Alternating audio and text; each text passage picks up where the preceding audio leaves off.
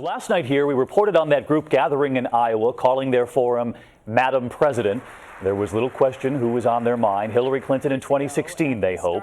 Well, there were also several Republicans in Iowa, 3 years out from the next election, one of them with a warning about what it will be like to face off against Mrs. Clinton. ABC's chief White House correspondent Jonathan Karl is in Des Moines tonight for us. John? David, out here in Iowa, it looks like the 2016 presidential candidate is already well underway. Donald Trump is out here once again hinting that he may run for president and insisting this time he is to be taken seriously. I sat down with him. Not surprisingly, he had some controversial things to say. You know Hillary Clinton. I do. How tough is she going to be to beat if she's the Democratic nominee? I think she'll be very tough. I know her very well.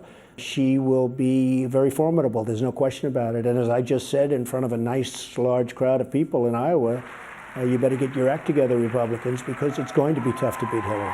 And if you were to run for president, how much would you be willing to spend on your campaign? Well, if I made a decision, I'd spend a lot. Romney was like, what, a few $100 million? Well, Mitt was worth $200 million. There's a big difference between $10 billion and $200 million. I was watching him. He was actually very conservative about spending his own money, which actually surprised me a little bit. But a modern presidential campaign can be, you know, $500 million.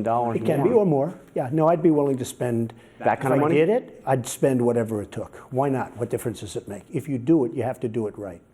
Believe it or not, Trump is still raising questions about President Obama's birth certificate, the kind of thing that makes people question whether he can ever be taken seriously as a presidential candidate.